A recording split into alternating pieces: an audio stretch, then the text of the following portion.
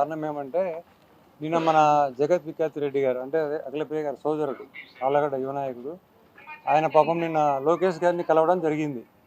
కలుస్తూ ఆయన ఒక అలిగేషన్ చేశాడు. ఏమని, నేను 35 ఎకరాలు అంటే డైరీ ల్యాండ్ నా పేరుతో ట్రాన్స్ఫర్ చేయడమో మా వాళ్ళ పేరుతో ట్రాన్స్ఫర్ చేయడమో జరిగిందని చెప్పాడు.